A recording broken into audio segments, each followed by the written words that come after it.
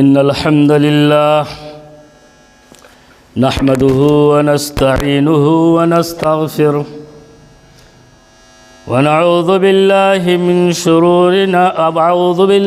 من شرور أنفسنا ومن سيئات أعمالنا من يهده الله فلا مضل له ومن يضلل فلا هادي له وأشهد أن لا إله إلا الله وحده لا شريك له وأشهد أن محمدًا عبده ورسوله يا أيها الذين آمنوا اتقوا الله حق تقاته ولا تموتن إلا وأنتم مسلمون يا أيها الناس اتقوا ربكم الذي خلقكم من نفس واحدة وخلق منها زوجها وبث منهما رجالا كثيرا ونساء واتقوا الله الذي تساءلون به والأرحام إن الله كان عليكم رقيبا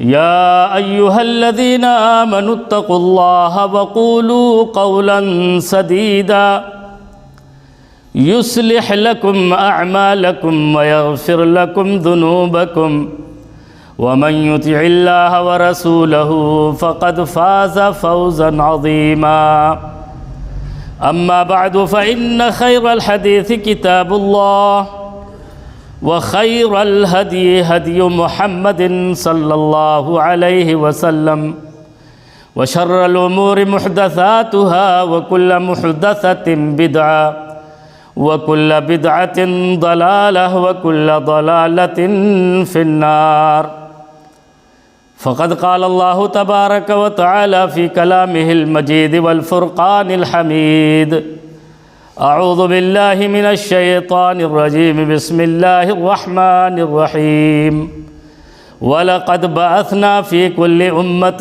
رسولا أن اعبدوا الله واجتنبوا الطاغوت وقال تعالى في موضع آخر لقد خلقنا الإنسان في كبد تمام طرح کی تعریفیں، بڑائیاں و بزرگیاں، عظمت و کبریائی اس وحدہ لا شریک لہ کے لیے لائق و سزاوار ہے جو تمام جہانوں کا مربی و پالنہار ہے، سب کا پیدا کرنے والا ہے، سب کو جلانے والا ہے، مارنے والا ہے، اسی کی قبضہ قدرت میں ہر چیز ہے۔ وہ جس سے سوال کرے کر سکتا ہے، لیکن ہماری مجال نہیں کہ ہم اس سے سوال کر سکیں۔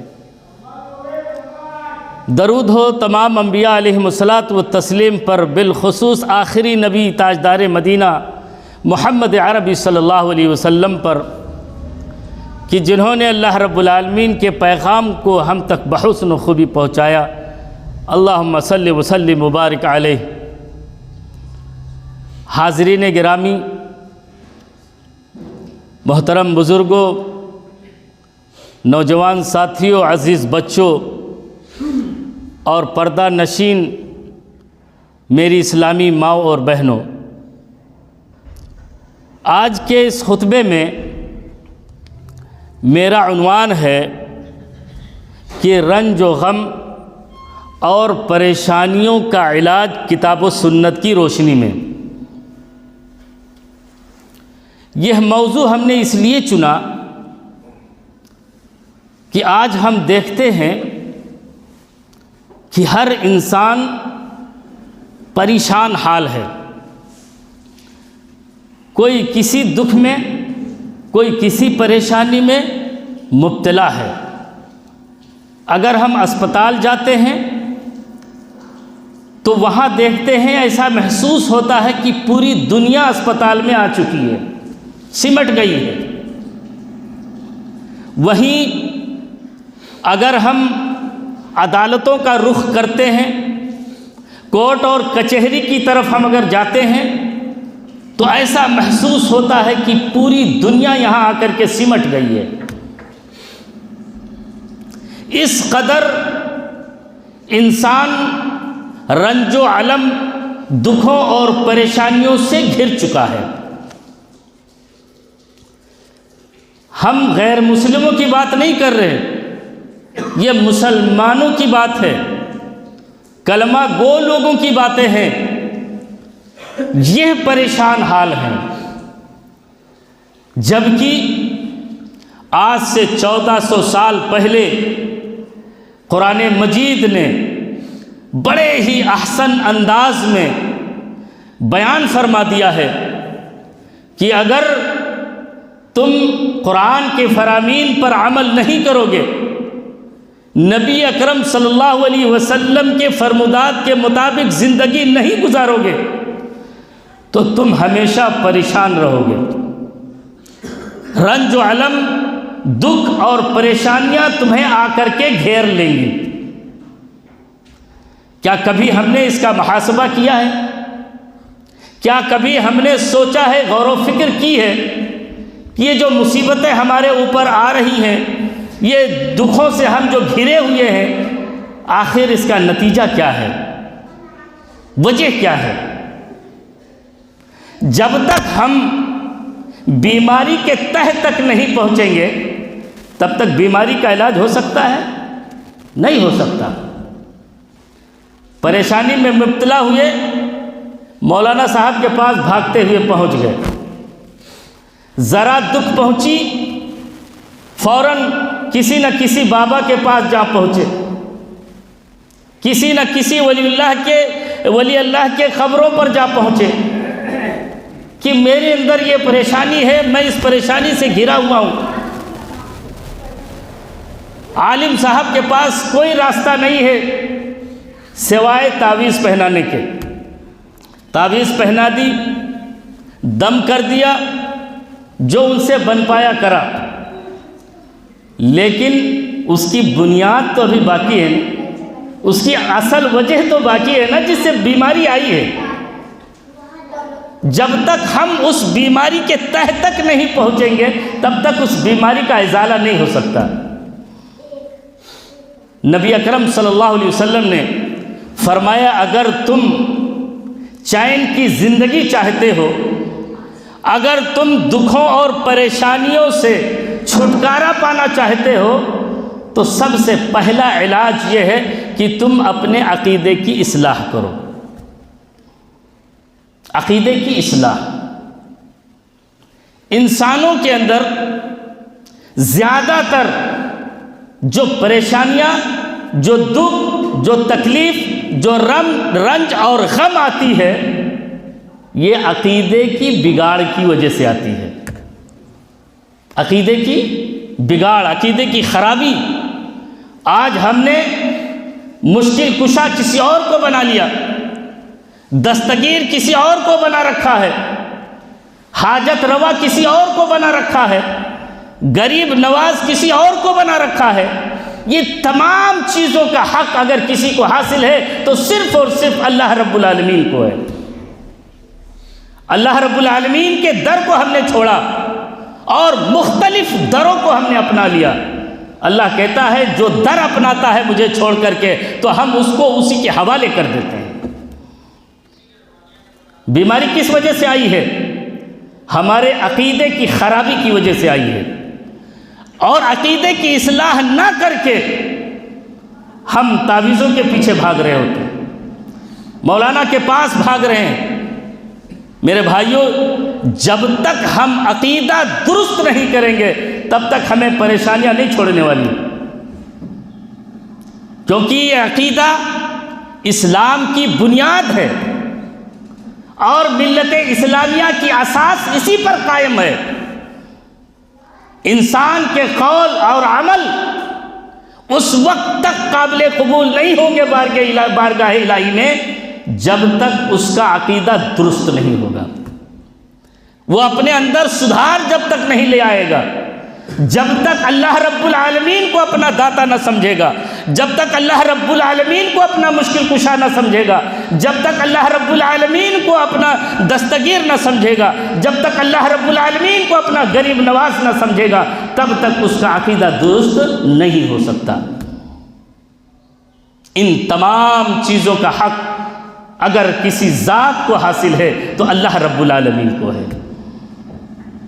تو عقیدے کی اصلاح کرو کہ میری بگڑی بنانے والا صرف اللہ رب العالمین ہے۔ یہ پریشانیاں جو آزمائشیں ہمارے اوپر آئی ہیں یہ اللہ کے طرف سے آئی ہیں اور اللہ ہی سے دور کرنے والا ہے۔ تو اللہ کے نبی صلی اللہ علیہ وسلم نے فرمایا کہ پہلا علاج کیا ہے؟ عقیدے کی اصلاح۔ کیونکہ شروع سے لے کر کے آخر تک دنیا کے اندر جتنے انبیاء کرام آئے، جتنے رسول آئے، سب کی یہی دعوت رہی۔ اللہ رب العالمین فرماتے ہیں کہ وَلَقَدْ بَعَثْنَا فِي كُلِّ أُمَّةٍ رَسُولًا أَنِ اعْبُدُوا اللَّهَ وَاجْتَنِبُوا الطَّاغُوتَ، کہ ہم نے ہر امت میں رسول بھیجے، ہر امت میں پیغمبر بھیجے۔ کیوں بھیجے؟ ان اعبدوا اللہ، کہ وہ امت کو یہ بتائیں کہ اگر عبادت کرو تو صرف اللہ رب العالمین کی، واجتنبوا الطاغوت، اور طاغوت کی عبادتوں سے بچو، بتوں کی عبادتوں سے بچو، غیر اللہ کی عبادتوں سے بچو، غیر اللہ کی دروں سے بچو، صرف اور صرف اللہ رب العالمین کے در کو اختیار کرو، صرف اللہ رب العالمین کو اپنا حاجت روا سمجھو، صرف اسی کو پکارو، اسی کے لیے نذرانے پیش کرو، اسی کے لیے قربانیاں کرو۔ اللہ رب العالمین کہتا ہے اے نبی آپ کہہ دیجئے قل ان صلاتی و نسکی و محیای و مماتی للہ رب العالمین۔ اے نبی اکرم صلی اللہ علیہ وسلم آپ اپنی امت سے کہہ دیجئے کہ میری نماز، میری قربانی، میرا جینا، میرا مرنا، یہ تمام چیزیں صرف اور صرف اللہ رب العالمین کے لیے ہیں، کسی غیر اللہ کے لیے نظر و نیاز نہیں ہے، صرف اللہ کے لیے ہے۔ اب نبی اکرم صلی اللہ علیہ وسلم فرماتے ہیں کہ بندہ اپنے عقیدے کو درست کر چکا ہے، اب اس کا کیا عمل ہونا چاہیے؟ عقیدہ کا اصلاح ہو گیا، اب اس کے آگے بندہ تقوی اختیار کرے۔ کیا کرے؟ دوسرا علاج تقوی اختیار کرے۔ جب تک اپنے اندر وہ تقوی اختیار نہیں کرے گا تب تک اللہ رب العالمین اس کے عمل کو قبول نہیں کرے گا۔ کیوں؟ وجہ کیا ہے؟ کیونکہ اخلاص بہت ضروری ہے۔ بندہ جو عمل کر رہا ہے وہ اس نیت، اس غرض سے کرے کہ یہ عمل صرف اور صرف اللہ کے لیے ہے، یہ قربانی جو پیش کر رہا ہے صرف اللہ کے لیے، روزہ، نماز، حج، زکوٰۃ جو بھی عبادتیں کر رہا ہے صرف اللہ کے لیے، تو اس کے دل میں تقوی ہونی چاہیے، پرہیزگاری ہونی چاہیے، اور اگر اس کے اندر تقوی آ جائے گا تو تمام دکھوں اور پریشانیوں اور غموں سے وہ چھٹکارا پا سکتا ہے۔ عقیدے کی اصلاح کے بعد اس کے اندر تقوی ضروری ہے۔ اللہ رب العالمین فرماتے ہیں کہ وَلَوْ أَنَّ أَهْلَ الْقُرَىٰ آمَنُوا وَاتَّقَوْا لَفَتَحْنَا عَلَيْهِمْ بَرَكَاتٍ مِّنَ السَّمَاءِ وَالْأَرْضِ۔ اگر یہ قریہ والے، وَلَوْ أَنَّ أَهْلَ الْقُرَىٰ، یہ قریہ والے، یہ گاؤں والے، یہ بستی والے ایمان لے آئیں، وَاتَّقَوْا، اور اپنے اندر تقوی پیدا کر لیں، تو لَفَتَحْنَا عَلَيْهِمْ بَرَكَاتٍ مِّنَ السَّمَاءِ وَالْأَرْضِ، تو ہم زمین و آسمان کی سے رحمتوں کے دروازے کھول دیں گے، برکتوں کے دروازے بندے کے لیے ہم کھول دیں گے۔ شرط یہ ہے کہ وہ تقوی اختیار کرے، مومن ہو کر کے، ایمان کی حالت میں ہوتے ہوئے تقوی اختیار کرے، تو اللہ رب العالمین کہتے ہیں ہم اس کے لیے زمین و آسمان سے برکتوں کے دروازے کھول دیں گے۔ آج ہمارے اندر ریاکاری ہے، تقوی تو کوسوں دور جا چکا ہے، ریاکاری ہے، دکھاوا ہے، نمود ہے، تو ہمارے اوپر پریشانیاں، ہمارے اوپر رنج و غم، ہمارے اوپر دکھ اگر نہیں آئے گا تو اور کیا ہوگا؟ تو ہم اپنے اندر جانچیں کہ یہ جو عمل ہم کر رہے ہیں کیا اس کے اندر اخلاص ہے یا نہیں ہے۔ تو پہلی چیز، دوسری چیز، دوسرا علاج کیا ہے؟ ہم اپنے اندر تقوی اختیار کریں۔ اللہ رب العالمین یہاں تو فرمایا کہ ہم اس کے لیے زمین و آسمان سے کیا ہے؟ رحمتوں کے دروازے کھول دیں گے، برکتوں کے دروازے کھول دیں گے۔ دوسری جگہ اللہ رب العالمین سورہ طلاق میں کیا فرماتا ہے؟ وَمَن يَتَّقِ اللَّهَ يَجْعَل لَّهُ مَخْرَجًا وَيَرْزُقْهُ مِنْ حَيْثُ لَا يَحْتَسِبُ، اگر جس نے تقوی اختیار کر لی تو اللہ رب العالمین کہتے ہیں اسے ہم دکھوں، پریشانیوں، رنج و علم سے نکلنے کا راستہ ہموار کر دیں گے۔ وَيَرْزُقْهُ مِنْ حَيْثُ لَا يَحْتَسِبُ، اور اسے ہم ایسی جگہ سے روزیاں عطا فرمائیں گے کہ وہ گمان تک نہیں کر سکتا کہ یہ روزی ہمارے پاس کہاں سے آئی ہے۔ اللہ رب العالمین نے کہاں سے رحمت کی بارش برسا دی ہے، یہ اس کا گمان نہیں کر سکتا۔ اور کیا فائدہ اللہ دے گا؟ وَمَن يَتَّقِ اللَّهَ يَجْعَل لَّهُ فِي أَمْرِهِ يُسْرًا، اگر بندہ اپنے اندر تقوی اختیار کر لیتا ہے، اپنے اندر پرہیزگاری لے آتا ہے، تو اللہ رب العالمین اس کے کام میں آسانی فرما دیتا ہے۔ یہ جو مشکلیں ہیں، جو پریشانیاں ہیں، اللہ رب العالمین اسے آسان کر دیتا ہے، ہمیں چھٹکارا دے دیتا ہے۔ اور کیا کرتا ہے؟ وَمَن يَتَّقِ اللَّهَ يُكَفِّرْ عَنْهُ سَيِّئَاتِهِ، اگر بندہ تقوی اختیار کر لیتا ہے تو اللہ رب العالمین اس کے گناہوں کو بھی معاف فرما دیتا ہے۔ وَيُعْظِمْ لَهُ أَجْرًا، اور اللہ رب العالمین اس کے لیے بہت بڑا اجر تیار کر دیتا ہے۔ آؤ تو صحیح، اپنے اندر تقوی تو پیدا کرو۔ عقیدے درست کرنے کے بعد، تقوی اختیار کرنے کے بعد، اب آگے ہمارا کام کیا ہونا چاہیے؟ تیسرا علاج، ہمیں نماز کی پابندی کرنی چاہیے۔ آج کئی % مسلمان ہے جو نماز کی پابندی کر رہا ہے؟ سروے کریں اور پتہ کریں، پتہ یہ چلتا ہے کہ صرف اور صرف بمشکل 10 یا 15% مسلمان نماز کی پابندی کرتا ہے، 5 وقتہ نمازوں کی۔ تو اسپتال میں نہیں دکھے گا، عدالتوں میں نہیں دکھے گا تو کہاں دکھے گا؟ پریشانیاں اس کے پر آئیں گی نہیں تو اور کیا ہوگا؟ وہ رنج اور غم میں مبتلا نہیں ہوگا تو کیا ہوگا؟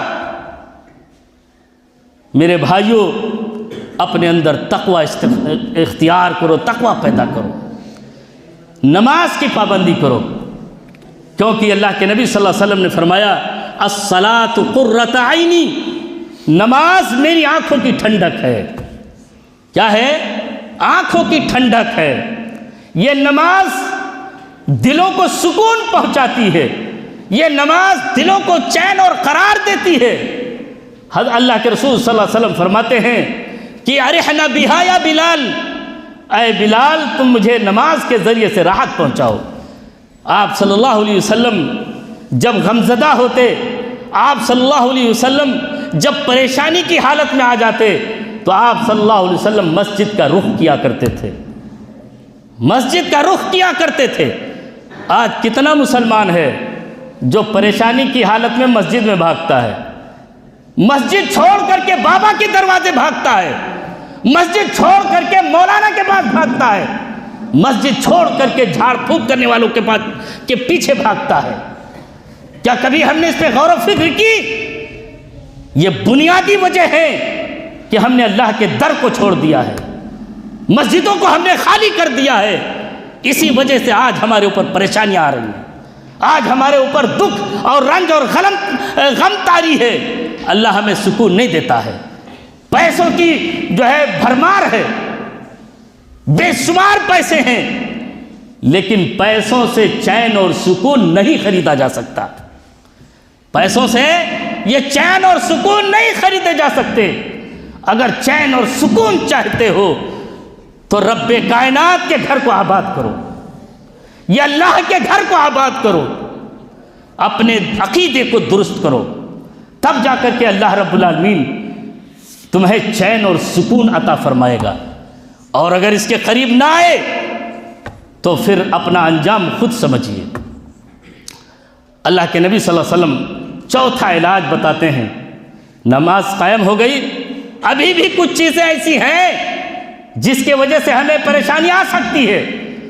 اللہ رب العالمین یا اللہ کے نبی صلی اللہ علیہ وسلم کیا کرتے ہیں کہ اللہ سے استغفار طلب کرو۔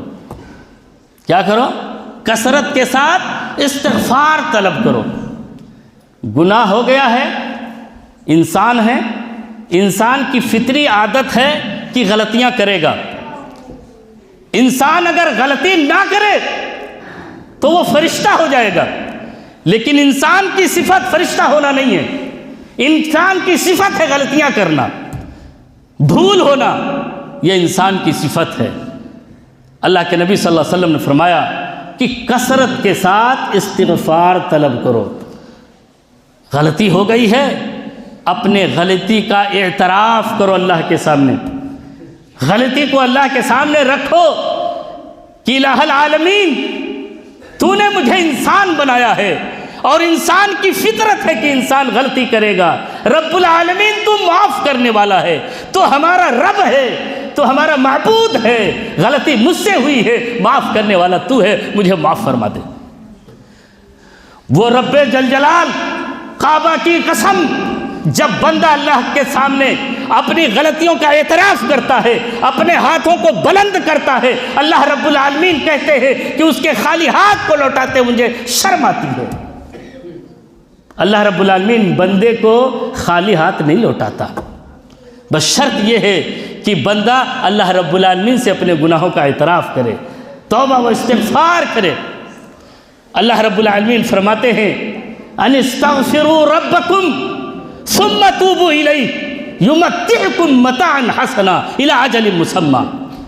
اللہ رب العالمین فرماتے ہیں کہ اگر بندہ توبہ و استغفار کر لے، ان استغفروا استغفار کر لے، ثم توبوا الیہ، پھر اس اللہ رب العالمین سے توبہ کرے، تو اللہ کیا کہتے ہیں؟ یمتعکم متاعا حسنا، تو ہم اس کو بہترین ساز و سامان عطا کریں گے، وہ مال عطا کریں گے جس مال سے انسان کو چین و سکون آ جائے گا، قرار آ جائے گا، ایسا ہم بہترین پاک مال سے عطا فرمائیں گے۔ یمتعکم متاعا حسنا الی اجل مسمی، ایک مقررہ وقت تک کے لیے جو زندگی اللہ رب العالمین نے اس بندے کو دی ہے، اگر وہ اس توبہ اور استغفار پہ قائم رہا تو اللہ رب العالمین کہتے ہیں ہم اسے بہترین ساز و سامان عطا کریں گے جس سے اس کی زندگی چین سے، آرام سے اور سکون سے گزرے گی۔ کیا ہم نے کبھی اس پر غور و فکر کی؟ کیا ہم نے کبھی اس کا محاسبہ کیا کہ آخر ہم توبہ و استغفار اللہ سے کرتے ہیں کہ نہیں کرتے؟ یہ پریشانی جو آئی آخر کیوں آئی؟ اللہ کہتے ہیں وما اصابکم من مصیبت فبما کسبت ایدیکم، یہ مصیبتیں جو آئی ہیں، یہ تکلیفیں جو آئی ہیں، یہ رنج و عالم جو آیا ہے، یہ جو دکھ آئے ہیں، یہ تمہارے ہاتھوں کا نتیجہ ہے، تمہارے ہی کمائی کا نتیجہ ہے، یہ تم نے خود کمایا ہے۔ اللہ رب العالمین بندے پر ظلم نہیں کرتا، اللہ رب العالمین اپنے بندے پر ظلم نہیں کرتا کہ اس کو ہم تکلیف پہنچائیں، اسے ہم دکھوں میں ڈال دیں۔ یہ بندے کے کرتوت کا نتیجے ہیں جس کی وجہ سے وہ پریشانیوں میں مبتلا ہوتا چلا جاتا ہے۔ تو اللہ نے کیا کہا؟ ان استغفروا ربکم ثم توبوا الیہ یمتعکم متاعا حسنا الی اجل مسمی۔ حضرت نوح علیہ السلام نے اپنی قوم سے کہا، جب قوم آپ کی بات ماننے سے انکار کر دی، پریشان ہو گئے، حد درجہ آپ پریشان ہو گئے، اپنی قوم کو نصیحت کرتے ہیں فَقُلْتُ اسْتَغْفِرُوا رَبَّكُمْ إِنَّهُ كَانَ غَفَّارًا، اے میری قوم کے لوگوں تم اللہ رب العالمین سے استغفار طلب کرو، إِنَّهُ كَانَ غَفَّارًا، وہ بہت بخشنے والا ہے۔ پھر اس کے بدلے میں اللہ کیا دیتا ہے؟ يُرْسِلِ السَّمَاءَ عَلَيْكُمْ مِدْرَارًا، اگر تم اللہ رب العالمین سے استغفار طلب کرو گے تو اللہ رب العالمین تمہیں بخش دے گا، اور اس کے ساتھ ساتھ آسمان سے رحمت کی بارش برسا دے گا۔ وَيُمْدِدْكُمْ بِأَمْوَالٍ وَبَنِينَ وَيَجْعَلْ لَكُمْ جَنَّاتٍ وَيَجْعَلْ لَكُمْ أَنْهَارًا، اور نہ صرف تمہارے لیے بارش برسائے گا بلکہ تمہاری مدد بھی تمہارے مال اور اولاد کے ذریعے سے کر دے گا، تمہیں مال کی فراوانی کر دے گا، تمہیں اولاد کی فراوانی کر دے گا، اور تمہارے لیے جنت میں باغات تیار کر دے گا اور نہریں تیار کر دے گا۔ مَا لَكُمْ لَا تَرْجُونَ لِلَّهِ وَقَارًا، اے میری قوم کے لوگوں، آخر تمہیں کیا ہو گیا ہے کہ تم اللہ رب العالمین کے عظمت کا اعتقاد نہیں رکھتے؟ آخر کیا ہو گیا ہے تمہیں کہ رب العالمین کو تم نہیں پہچانتے؟ اس کی ذات سے تم ناواقف ہو، کیوں نہیں پہچانتے؟ آسمان کی طرف اپنی نظریں کیوں نہیں اٹھاتے؟ دنیا کی طرف اپنی نظریں کیوں نہیں اٹھاتے؟ ایک مخلوق ہے اونٹ، اس اونٹ کی طرف اپنی نگاہوں کو کیوں نہیں اٹھاتے؟ آخر اللہ رب العالمین نے کیسے پیدا کیا؟ میری قوم کے لوگوں، اللہ سے استغفار طلب کر لو، تمہیں تمام نعمتوں سے اللہ رب العالمین نواز دے گا، تمہارے دکھوں کو، تمہاری پریشانیوں کو دور کر دے گا اور تمہیں چین اور سکون کی زندگی عطا فرما دے گا۔ اور چھٹواں علاج کیا ہے؟ کثرت سے اللہ رب العالمین کا ذکر کرنا۔ کیا کرنا؟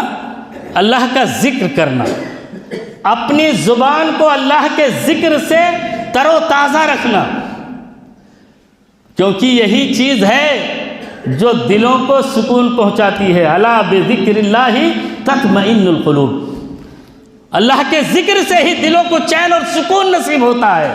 تو اللہ رب العالمین کی کثرت کے ساتھ کیا کرو؟ ذکر کیا کرو، یاد کیا کرو۔ وَلَئِن شَكَرْتُمْ لَأَزِيدَنَّكُمْ وَلَئِن كَفَرْتُمْ إِنَّ عَذَابِي لَشَدِيدٌ، اے لوگو، اگر تم اللہ رب العالمین کی نعمتوں پر شاکر ہو، شکر گزار ہو، تب تو خیر ہے، لیکن وَلَئِن كَفَرْتُمْ، اگر تم نے اللہ کی نعمتوں کا انکار کیا تو إِنَّ عَذَابِي لَشَدِيدٌ، تو میرا عذاب بڑا سخت ہے۔ تو اللہ تعالیٰ کہتا ہے لَأَزِيدَنَّكُمْ، تمہارے لیے ہم روزیاں بڑھا دیں گے۔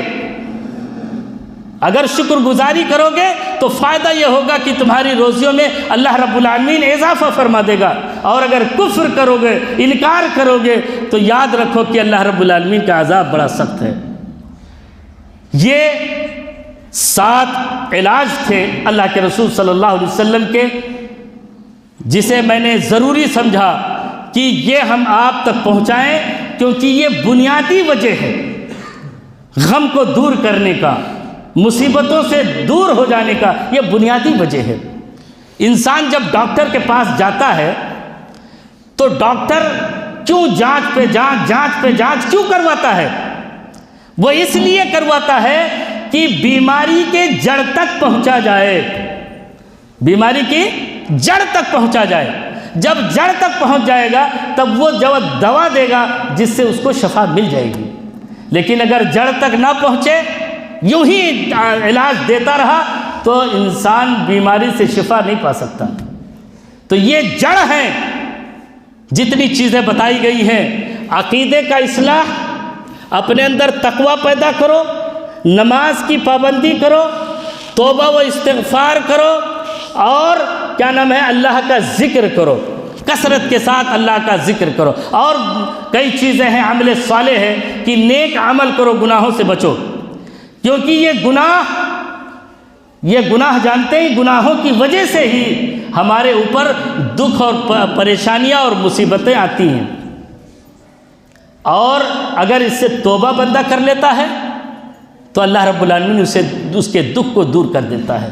اور بہت ساری چیزیں اللہ تعالیٰ، کیونکہ وقت ختم ہو گیا، اب مزید باتیں نہیں کی جا سکتی ہیں۔ اللہ رب العالمین سے دعا ہے کہ اللہ رب العالمین جتنی باتیں بتائی گئی ہیں انہی پر ہمیں اگر عمل پیرا کر دے تو ہماری تمام پریشانیاں انشاءاللہ حل ہو جائیں گی۔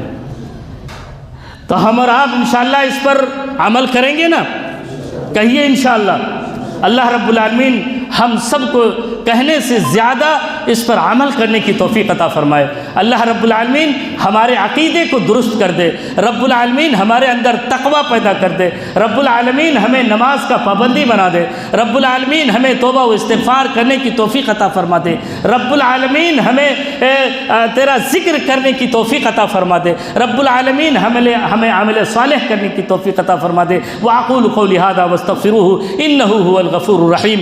بارك الله لنا ولكم في القرآن العظيم ونفعنا وإياكم بالآيات والذكر الحكيم، إنه تعالى جواد كريم ملك بر رؤوف الرحيم۔